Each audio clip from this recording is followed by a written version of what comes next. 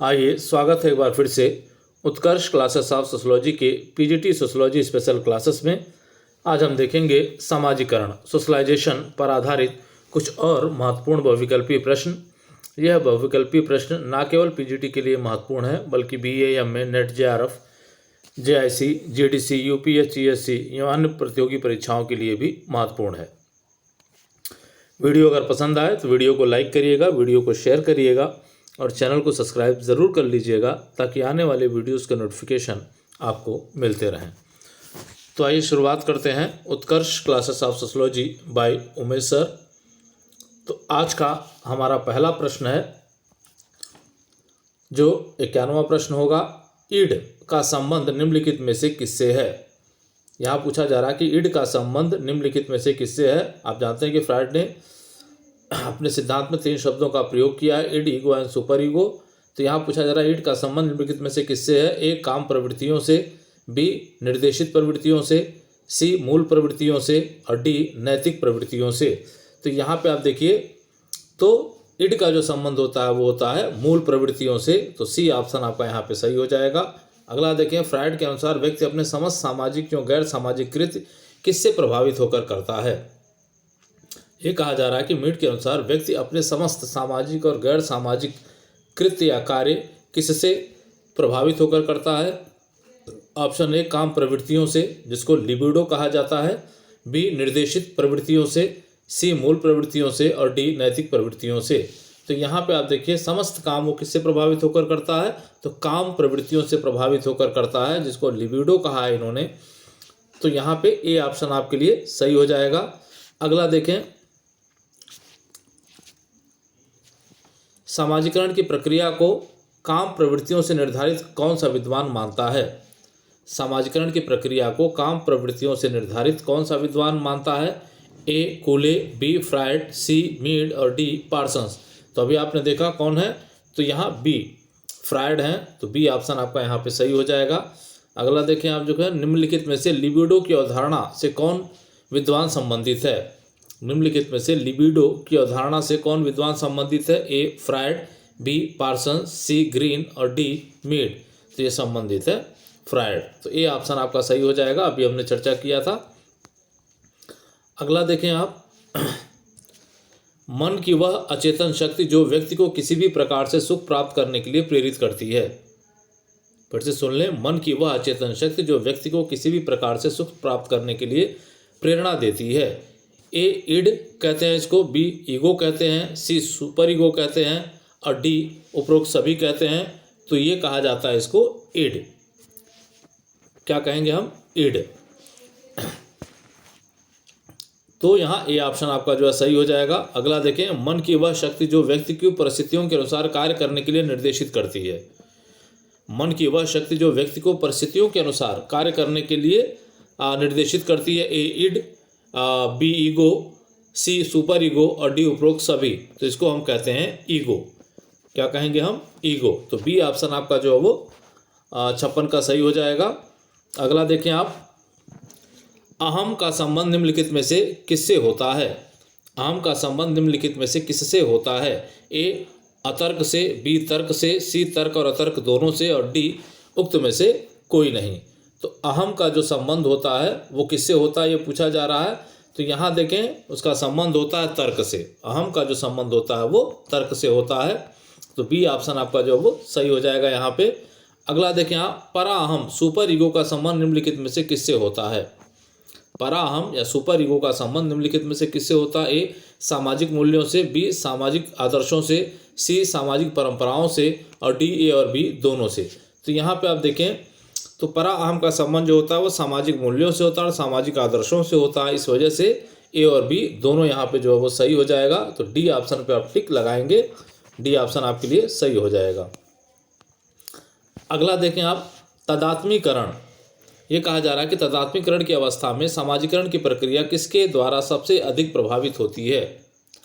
तदात्मीकरण अवस्था में समाजीकरण की प्रक्रिया किसके द्वारा सबसे अधिक प्रभावित होती है। ए, भाई द्वारा, बी, माता द्वारा, सी, पिता द्वारा और डी, बहन द्वारा।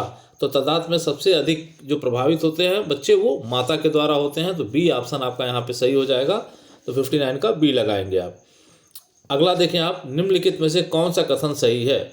निम्नलिखित में से कौन सा कथन सही है? ए, तादात्म्यकरण अवस्था में बच्चा पूरे परिवार से संबद्ध हो जाता है। ये ऑप्शन सुन ले फिर से, तादात्म्यकरण अवस्था में बच्चा पूरे परिवार से संबद्ध हो जाता है। बी, तादात्म्यकरण अवस्था में बच्चा माँ से संबंध नहीं हो पाता। सी, तादात्म्यकरण अवस्था में बच्चा केवल माँ से ही संबद्ध हो पाता है। सी, तादात्म्यकरण अवस्था में बच्चा किसी से भी संबद्ध नहीं रह पाता। तो यहाँ जो ऑप्शन सही है वो है ए, तादात्म्यकरण की अवस्था में बच्चा क्या होता है? पूरे परिवार से संबद्ध हो जाता है। तो ए ऑप्शन आपके लिए यहाँ पे सही हो जाएगा। अगला देखें आप, 61वां प्रश्न है हमारा जो है, निम्नलिखित को सुनिश्चित करते हुए कूट से सही उत्तर का चयन करें। ये कहा जा रहा है कि निम्नलिखित को सुनिश्चित करते हुए कूट से सही उत्तर का चयन करें। ए, दिया हुआ आत्मदर्पण का सिद्धांत, आगे है फ्रायड 1 नंबर पे। बी, आत्मवादी सिद्धांत, दूसरा है यहाँ दुर्कीम उसके आगे। सी, श्रेष्ठ अहम का सिद्धांत, जिसके आगे दिया हुआ कूले। और डी, सामूहिक प्रतिनिधान का सिद्धांत, जिसके आगे दिया हुआ है मीड। अब ये पूछ रहा है कि सही सुलेमित कीजिए। तो सही सुलेमित क्या कर सकते हैं हम? यहाँ पे आप देखें तो आत्मदर्पण का सिद्धांत किसका है? तो यहाँ देखें तो आत्मदर्पण का सिद्धांत आपका कूले का है। आत्मवादी सिद्धांत किसका है? तो आत्मवादी सिद्धांत आपका मीड का है। श्रेष्ठ अहम का सिद्धांत किसका है? तो वो फ्रायड का है। सामूहिक प्रतिनिधान का सिद्धांत किसका है? तो वो दुर्कीम का है। तो इसका मतलब यह है कि आपका ऑप्शन जो है 3, 4, 1, 2 सही है। तो यहाँ 3, 4, 1, 2 सी पे दिया हुआ है, तो सी ऑप्शन को आप टिक लगा लेंगे, वो आपका सही होगा। अगला देखें आप, किसका कथन है कि कोई देवता या पशु ही समाज से पृथक रह सकता है, मनुष्य नहीं? किसका कथन है कि कोई देवता या पशु ही समाज से पृथक हो सकता है, मनुष्य नहीं? यहाँ देखिए, ए प्लेटो, बी अरस्तु, सी रूसो और डी फीचर। तो यहाँ पे आप देखें तो ये कहने वाले कौन है? ये कहने वाले अरस्तु हैं। इन्होंने कहा था कि मनुष्य जो एक सामाजिक प्राणी है। वे भी कथन उनका मशहूर है, अक्सर परीक्षाओं में पूछता है। ये भी देखें कि इन्होंने कहा कि कोई देवता या पशु समाज से अलग हो सकता है, मनुष्य नहीं। तो बी ऑप्शन आपका सही हो गया, अरस्तु ने कहा है ये। अगला देखिए आप, निम्नलिखित में से समाजीकरण क्या नहीं है? निम्नलिखित में से समाजीकरण क्या नहीं है? ए, पढ़ संस्कृति ग्रहण। बी, आजन्म प्रक्रिया या आजीवन चलने वाली प्रक्रिया मान लें। सी, समाज का प्रक्रियात्मक सदस्य बनने की प्रक्रिया है। डी, उपरोक्त में से कोई नहीं है। तो यहाँ देखें, जो संस्कृतिकरण है वो जो है सामाजिकरण नहीं है। तो ए ऑप्शन आपका यहाँ पे जो सही हो जाएगा। चलिए अगला देखें आप,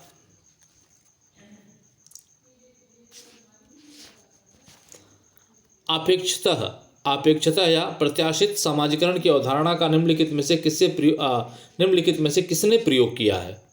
ये कहा जा रहा है कि सापेक्षतः या प्रत्याशित समाजीकरण की अवधारणा निम्नलिखित में से किसके द्वारा प्रयोग किया गया है? ए, मीड द्वारा, बी, कूले द्वारा, सी, मर्टन द्वारा और डी, सोरोकिन द्वारा। तो ये प्रयोग किया गया है मर्टन के द्वारा। तो सी ऑप्शन आपका यहाँ पे सही हो जाएगा। तो 64 का सी आप लगाएंगे। अगला देखें, अप्रत्याशित समाजीकरण डैश को जन्म देता है। ये पूछा जा रहा है कि अप्रत्याशित समाजीकरण डैश को जन्म देता है। किसको जन्म देता है? ए, संघर्ष को, बी, व्यक्तित्व का विघटन, सी, मानदंडहीनता और डी, ऊर्ध्वगामी सामाजिक गतिशीलता। तो जो अप्रत्याशित समाजीकरण होता है वो जन्म देता है ऊर्ध्वगामी सामाजिक गतिशीलता। तो डी ऑप्शन आपका यहाँ पे सही हो जाएगा। अगला देखें आप, निम्नलिखित में से कौन सा नाम थ्योरी ऑफ सोशलाइजेशन समाजीकरण का सिद्धांत से जुड़ा है? ये पूछा जा रहा है कि निम्नलिखित में से कौन सा नाम ऐसा है जो थ्योरी ऑफ सोशलाइजेशन समाजीकरण सिद्धांत से जुड़ा हुआ है। इसका मतलब कुछ विचारकों के नाम दिए गए हैं। ये पूछा जा रहा है कि भाई कौन सा इसमें से विचारक ऐसा है जो समाजीकरण के सिद्धांत से जुड़ा हुआ है। ए, पार्सन्स, बी, मर्टन, सी, दुर्कीम और डी, मीड। तो यहाँ पे आप देखिए तो समाजीकरण के सिद्धांत से जो जुड़े विचारक हैं उनके नाम को देखें तो मीड प्रमुख रूप से इसमें जुड़े हुए हैं। तो डी ऑप्शन आपका सही हो जाएगा। यहाँ जो है 66 का डी सही हो जाएगा। लेकिन यहाँ देखें मीड दुर्कीम ने भी सिद्धांत जो है दे रखा है, सामूहिक प्रतिनिधान का सिद्धांत जो है, तो इनका भी नाम आ सकता है जो है।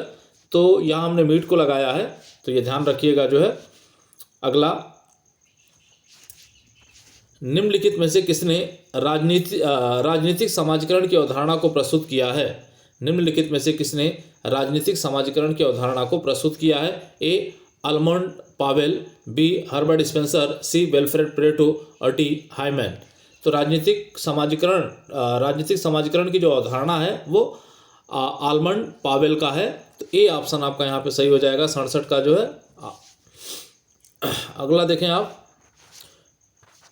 लुकिंग ग्लास सेल्फ का अर्थ है कि हम सीखते हैं कि हम कौन हैं। लुकिंग ग्लास सेल्फ का अर्थ है कि हम सीखते हैं कि हम कौन हैं। ए स्व भावना के द्वारा, बी अनुकरण द्वारा, सी अपने साथ दूसरे लोगों के अनुभव के द्वारा और डी अपने को कोई अन्य व्यक्ति होने जैसा कल्पना के द्वारा। तो यहाँ पे आप देखिए, तो हम लुकिंग ग्लास सेल्फ में जो सीखते हैं वो सीखते हैं अपनों को कोई अन्य व्यक्ति होने जैसा कल्पना द्वारा। अपने को कोई अन्य व्यक्ति होने जैसे कल्पना द्वारा हम सीखते हैं। तो ये जो 68 का डी आपका सही हो जाएगा। अगला देखें, सामाजिकरण की प्रक्रिया। सामाजिकरण की प्रक्रियाओं में 4 अवस्थाएं, मौखिक, गुदावस्था, इडिपस और किशोरावस्था का विभाजन किसने किया है। सामाजिकरण की प्रक्रियाओं का 4 अवस्थाओं में विभाजन कहा जा रहा है। मौखिक, गुदावस्था, इडिपस और किशोरावस्था का विभाजन किसने किया है। ए कूले, बी फ्रायड, सी मीड और डी पार्सन्स। तो ये जो बंटवारा किया गया है वो फ्रायड के द्वारा किया गया है। तो बी ऑप्शन आपका सही हो जाएगा यहाँ पे। अगला देखें आप, किसने कहा बच्चों को नैतिक शिक्षा देना ही समाजीकरण है। किसने कहा बच्चों को नैतिक शिक्षा देना ही समाजीकरण है। ए मीड, बी कूले, सी इमाइल दुर्कीम और डी सोरोकिन। तो ये कथन है इमाइल दुर्कीम का। तो सी ऑप्शन आपका सही हो जाएगा कि बच्चों को नैतिक शिक्षा देना ही समाजीकरण है। किसका कथन है कि समाज व्यक्ति का दर्पण है और व्यक्ति समाज का प्रतिबिंब। समाज व्यक्ति का दर्पण है और व्यक्ति समाज का प्रतिबिंब। ए फ्रायड, बी पार्सन, सी रिजमैन और डी चार्ल्स कूले। तो ये हैं डी चार्ल्स कूले। तो यहाँ पे आप देखें तो डी को आप चिन्ह लगाएंगे। चार्ल्स कूले ने लुकिंग ग्लास सेल्फ थ्योरी दे रखा है, उसके अंतर्गत ये बातें कही गई हैं।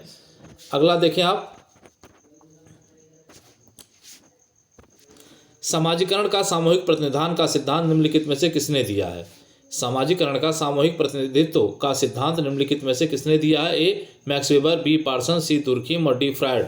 तो ये जो सिद्धांत दिया है वो दुर्कीम ने दे रखा है। तो सी ऑप्शन आपका सही हो जाएगा। अगला देखें, सोशोलॉजी एंड फिलॉसफी पुस्तक के लेखक हैं। सोशोलॉजी एंड फिलॉसफी पुस्तक के लेखक कौन है। ए दुर्कीम, बी सोरोकिन, सी स्पेंसर और डी मीड। तो यहाँ पे आप देखें इस पुस्तक के लेखक हैं इमाइल दुर्कीम। तो ये ऑप्शन आपका सही हो जाएगा, महत्वपूर्ण है, ध्यान रखिएगा। अगला देखें आप, दुर्कीम ने व्यक्तियों के समाजीकरण में निम्नलिखित में से किसको महत्वपूर्ण माना है। किसी को लिखा हुआ है, किसको कर लीजिएगा ये। दुर्कीम ने व्यक्तियों के समाजीकरण को निम्नलिखित में से किसको महत्वपूर्ण माना है। ए सभ्यता को, बी संस्कृति को, सी भौगोलिक पर्यावरण को और डी समाज को। तो दुर्कीम ने किसको महत्वपूर्ण माना है। तो यहाँ देखें दुर्कीम ने समाज को महत्वपूर्ण माना है। तो डी ऑप्शन आपका जो है 74 का सही हो जाएगा। अगला देखें आप, समाजीकरण को किस विचारक ने सामूहिक प्रतिनिधित्व एवं सामूहिक चेतना के विश्लेषण के आधार पर समझाया है। समाजीकरण को किस विचारक ने सामूहिक प्रतिनिधित्व आप देखें और सामूहिक चेतना के विश्लेषण के आधार पर किसने समझाया। ए पार्सन्स, बी मर्टल, सी दुर्कीम और डी मीड। तो यहाँ देखें समझाया है दुर्कीम ने। तो सी ऑप्शन आपका यहाँ पे सही हो जाएगा 75 का। अगला देखें आप, फ्रायड ने मानव मन को निम्नलिखित में से किन पक्षों में विभक्त किया है। ये कहा जा रहा है कि फ्रायड ने मानव मन को निम्नलिखित में से किन पक्षों में विभक्त किया है। ए चेतन मन, बी अचेतन मन, सी अवचेतन मन और डी उपरोक्त सभी।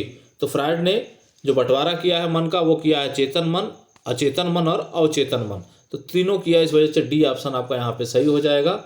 अगला, समाजीकरण का मूल उद्देश्य निम्नलिखित में से क्या है। समाजीकरण का मूल उद्देश्य निम्नलिखित में से क्या है। ए स्व का विकास करना, बी समाज का विकास करना, सी सामाजिक संबंध मजबूत करना, डी सत्य की खोज करना। तो यहाँ देखिए समाजीकरण का जो मूल उद्देश्य है वो है स्व का विकास करना। तो ए ऑप्शन आपका यहाँ पे जो है वो सही हो जाएगा। अगला देखें, कूले ने लुकिंग सेल्फ शब्द किस मनोवैज्ञानिक से ग्रहण किया है। तो कूले ने लुकिंग सेल्फ शब्द जो है वो किससे ग्रहण किया है पूछा जा रहा है। ए सेंट साइमन, बी लिटरे, सी हाइमन और डी थेकरे। तो ये ग्रहण किया है डी थेकरे से। जो लुकिंग सेल्फ शब्द जो इस्तेमाल किया है कूले ने वो शब्द जो है थेकरे का है। तो डी ऑप्शन आपका यहाँ पे सही हो जाएगा 78 का। अगला देखें आप, जो है समाज द्वारा अस्वीकृत व्यवहारों को सीखना कहलाता है। समाज द्वारा अस्वीकृत व्यवहारों को सीखना क्या कहलाता है। ए नकारात्मक समाजीकरण, बी पुनर्समाजीकरण, सी समाजीकरण और डी विसमाजीकरण। तो ये कहलाता है नकारात्मक समाजीकरण, ए नकारात्मक समाजीकरण। अगला देखें आप जो है 80 नंबर का प्रश्न है आपका जो है, नकारात्मक समाजीकरण को भुलाकर फिर से समाज सम्मत और सामाजिक मानदंडों के अनुसार व्यवहार को सीखने की प्रक्रिया कहलाती है। नकारात्मक समाजीकरण को भुलाकर फिर से समाज द्वारा समाज सम्मत या सामाजिक मानदंडों के अनुसार व्यवहार को सीखने की प्रक्रिया कहलाती है। ए नकारात्मक समाजीकरण, बी पुनर्समाजीकरण, सी समाजीकरण और डी विसमाजीकरण। तो ये कहलाती है पुनर्समाजीकरण। क्या कहलाता है? पुनर्समाजीकरण। तो बी सही हो जाएगा यहाँ पे। अगला देखें, व्यक्ति द्वारा पहले सीखे हुए व्यवहारों को भुला देना किस प्रकार का समाजीकरण होगा? व्यक्ति द्वारा पहले सीखे हुए व्यवहारों को भुला देना किस प्रकार का समाजीकरण होगा? ए नकारात्मक समाजीकरण, बी पुनर्समाजीकरण, सी समाजीकरण और डी विसमाजीकरण। तो यहाँ पे आप देखिए तो ये होगा डी विसमाजीकरण। क्या होगा? डी विसमाजीकरण। अगला देखिए, किसका कथन है कि किसका कथन है कि स्व और समाज का जन्म साथ साथ हुआ है? किसका कथन है कि स्व और समाज का जन्म साथ साथ हुआ है? ए मीड, बी कूले, सी मर्टन और डी सोरोकिन। तो यहाँ पे आप देखिए ये कथन जो है बी कूले का, ये कथन कूले का है। तो बी ऑप्शन आपका जो वो सही हो जाएगा यहाँ पे। अगला देखें, आइडियल या तदात्मीकरण की अवस्था होती है। आइडियल या तदात्मीकरण की अवस्था क्या होती है? ए 4 से 12 वर्ष, बी 4 से 16 वर्ष, सी 2 से 12 वर्ष और डी 8 से 14 वर्ष। तो ये होती है 4 से 12 वर्ष तक। तो ए ऑप्शन आपका यहाँ पे सही हो जाएगा। ए पे आप चिन्ह लगाएंगे। अगला देखें आप जो है, निम्नलिखित में से समाजीकरण की प्रथम अवस्था है। ये पूछा जा रहा है कि निम्नलिखित में से समाजीकरण की प्रथम अवस्था कौन सी है? ए आइडियल अवस्था, बी शौच अवस्था, सी मौखिका अवस्था और डी किशोरा अवस्था। तो यहाँ पे देखें तो जो पहली अवस्था है वो है मौखिका अवस्था, सी मौखिका अवस्था। उसके बाद आता है शैशवा अवस्था। तो यहाँ पे आप देखें तो सी पे आप जो चिन्ह लगाएंगे। तो सी ऑप्शन आपका जो सही हो जाएगा 84 का। अगला देखें, निम्नलिखित में से किसने समाजीकरण के सिद्धांत के संबंध में पहचान संकट आइडेंटिटी क्राइसिस की अवधारणा का प्रतिपादन किया है? ये पूछा जा रहा है, निम्नलिखित में से किसने समाजीकरण के सिद्धांत के संबंध में पहचान संकट आइडेंटिटी क्राइसिस की अवधारणा को प्रतिपादित किया है? ए एरिक एरिक्सन, बी लेवी स्ट्रास, सी बैकोफन और डी र्यूटर। तो ये जो सिद्धांत को प्रतिपादित किया वो है एरिक एरिक्सन। तो ए ऑप्शन आपका यहाँ पे सही हो जाएगा। अगला देखें आप, परिवार में बच्चों के लिए माता की भूमिका होती है। परिवार में बच्चों के लिए माता की भूमिका क्या होती है? ए पारिवारिक नेतृत्व की, बी भावनात्मक नेतृत्व की, सी साधक नेतृत्व की, डी महिला नेतृत्व की। तो ये भूमिका होती है भावनात्मक नेतृत्व की। तो बी ऑप्शन आपका जो है यहाँ पे सही हो जाएगा। अगला, परिवार में बच्चों के लिए पिता की भूमिका होती है। परिवार में बच्चों के लिए पिता की भूमिका होती है। ए पारिवारिक नेतृत्व की, बी भावनात्मक नेतृत्व की, सी साधक नेतृत्व की और डी महिला नेतृत्व की। तो ये होती है साधक नेतृत्व की। तो सी ऑप्शन आपका यहाँ पे सही हो जाएगा। अगला देखें, निम्नलिखित में से किसने समाजीकरण में परिवार एवं माता पिता की भूमिका का अध्ययन कर साधक और भावनात्मक नेतृत्व की बात कही है? ये कहा जा रहा है कि निम्नलिखित में से किसने समाजीकरण में परिवार एवं माता पिता की भूमिका का अध्ययन कर साधक नेतृत्व और भावनात्मक नेतृत्व की भावना बताई है? ए एरिक एरिक्सन, बी लेवी स्ट्रास, सी जोल्डिच और डी है र्यूटर। तो किसने कहा है? तो यहाँ पे आप देखिए ये कहा है जोल्डिच ने। किसने कहा है? जोल्डिच। तो सी ऑप्शन आपका यहाँ पे सही हो जाएगा। अगला देखें आप जो है, तादात्म्य का संबंध निम्नलिखित में से किस अवस्था से होता है? तादात्म्य का संबंध निम्नलिखित में से किस अवस्था से होता है? ए शौच अवस्था से, बी किशोरावस्था से, सी मौखिका अवस्था से और डी गुप्ता अवस्था से। तो ये होता है डी गुप्ता अवस्था से। जो तादात्म्य का संबंध होता है किससे होता है? गुप्ता अवस्था से होता है। तो डी ऑप्शन आपका यहाँ पे सही हो जाएगा। अगला देखिए आप, निम्नलिखित में से सामाजिक मूल्य होते हैं। ये कहा जा रहा है कि निम्नलिखित में से सामाजिक मूल्य होते हैं। ए सदैव आदेशात्मक होते हैं, बी सदैव परंपरात्मक होते हैं, सी सदैव स्वतंत्रात्मक होते हैं और डी उक्त में से कोई नहीं। तो जो सामाजिक मूल्य होते हैं वो सदैव आदेशात्मक होते हैं। तो 90 का ए ऑप्शन आपका जो वो सही हो जाएगा। अगला, संबद्ध प्रत्यावर्तन सिद्धांत के प्रतिपादक हैं। संबद्ध प्रत्यावर्तन सिद्धांत के प्रतिपादक हैं ए थॉर्नडाइक, बी कोहलर, सी इवान पावलोव और डी फ्राइड। तो कौन है? तो यहाँ पे आप देखिए तो संबद्ध प्रत्यावर्तन का सिद्धांत दे रखा है इवान पावलोव ने। तो सी ऑप्शन आपका यहाँ महत्वपूर्ण सही हो जाएगा। ये प्रश्न महत्वपूर्ण पूछा जा चुका है। अगला देखिए आप, प्रत्न और भूल का सिद्धांत के प्रतिपादक हैं। प्रत्न और भूल सिद्धांत के प्रतिपादक है ए थॉर्नडाइक, बी कोहलर, सी इवान पावलोव और डी फ्राइड। तो यहाँ 92 का देखें आप, तो इस प्रश्न का जवाब सही उत्तर है प्रत्न और भूल का सिद्धांत दिया था थॉर्नडाइक ने। तो ए ऑप्शन आपका जो वो सही हो जाएगा यहाँ पे। अगला देखिए, सूझ का सिद्धांत के प्रतिपादक हैं। सूझ का सिद्धांत के प्रतिपादक कौन है? ए थॉर्नडाइक, बी कोहलर, सी इवान पावलोव और डी फ्राइड। तो इस सिद्धांत के प्रतिपादक हैं कोहलर। तो बी ऑप्शन आपका सही हो जाएगा। सूझ सिद्धांत कोहलर, प्रत्न और भूल का सिद्धांत थॉर्नडाइक। और संबद्ध प्रत्यावर्तन का सिद्धांत किसका है? तो वह है इवान पावलोव का। ये ध्यान रखिएगा, महत्वपूर्ण है, कई बार परीक्षाओं में पूछा गया है ये। अगला देखें आप, वह शक्तिशाली उत्तेजना जो व्यक्ति को कोई विशेष कार्य या प्रत्युत्तर के लिए प्रेरित करती है। वह शक्तिशाली उत्तेजना जो व्यक्ति को कोई विशेष कार्य या प्रत्युत्तर के लिए प्रेरित करती है। ए संकेत, बी पुष्टिकरण, सी प्रत्युत्तर और डी चालक। क्या कहते हैं हम उसे? तो उसे कहते हैं चालक। तो डी ऑप्शन आपका यहाँ पे सही हो जाएगा। तो 94 का आप कहाँ लगाएंगे? डी पे लगाएंगे। अगला देखिए, निम्नलिखित में से प्रत्युत्तर की प्रकृति को निर्धारित करते हैं। निम्नलिखित में से प्रत्युत्तर की प्रकृति को कौन निर्धारित करता है? ए संकेत, बी पुष्टिकरण, सी प्रत्युत्तर और डी चालक। तो निर्धारित करते हैं संकेत। प्रत्युत्तर की प्रकृति को कौन निर्धारित करता है? तो वो निर्धारित करते हैं संकेत। तो 95 का आपका जो है ए सही हो जाएगा। अगला देखें आप, अनुकरण एक डैश। ये कहा जा रहा है कि अनुकरण एक डैश प्रक्रिया है। अनुकरण एक डैश प्रक्रिया है। ए अचेतन, बी अवचेतन, सी चेतन और डी उपरोक्त सभी। तो अनुकरण एक चेतन प्रक्रिया है। अनुकरण क्या है? एक चेतन प्रक्रिया है।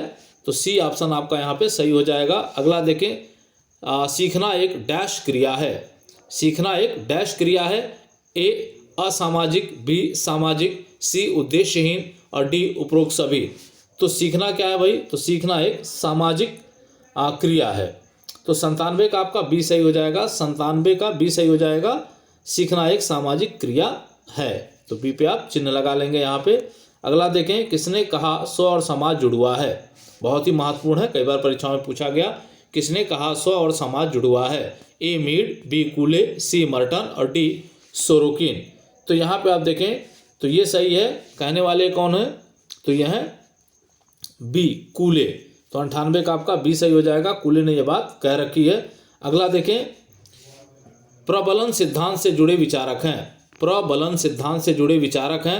ए थॉर्नडाइक एवं स्किनर, बी कोहलर, सी इवान पावलोव और डी फ्राइड। कौन विचारक है ये? तो 99 का आप उत्तर देखेंगे तो ए सही होगा। प्रबलन सिद्धांत के जो प्रतिपादक हैं वो हैं थॉर्नडाइक एवं स्किनर। तो ए पे आप चिन्ह लगा लेंगे। अगला देखें आप, हमारा अंतिम प्रश्न है ये, 100वां प्रश्न है ये। निम्नलिखित में से किस विचारक ने दमित इच्छा को संघर्ष एवं हिंसा का कारण माना है? ये कहा जा रहा है कि निम्नलिखित में से किस विचारक ने दमित इच्छा को संघर्ष एवं हिंसा का कारण माना है? ए मैक्स वेबर, बी पार्सन, सी दुर्खीम और डी फ्राइड। तो यहाँ पे आप देखिए ये बात माना है किसने? फ्राइड ने माना है। तो यहाँ कौन सा ऑप्शन सही हो जाएगा आपके लिए? तो ये ऑप्शन सही हो जाएगा आपका डी। फ्राइड ने मान रखा है इसको जो है, तो ऑप्शन डी सही हो गया आपके लिए। अगला देखें तो यहाँ जो है 51 से लेकर 100 तक जो प्रश्न के उत्तर हैं वो उपलब्ध आपको करवा दिए गए हैं यहाँ पे। उम्मीद करते हैं ये वीडियो आपको पसंद आएगा। वीडियो अगर पसंद आए तो वीडियो को लाइक करिएगा, शेयर करिएगा और चैनल को सब्सक्राइब ज़रूर कर लीजिएगा ताकि ये कहीं मंच पे आपको BA, PGT एवं हायर एजुकेशन से संबंधित महत्वपूर्ण बहुविकल्पी प्रश्न आपको उपलब्ध हो सकें। जय हिंद, जय भारत।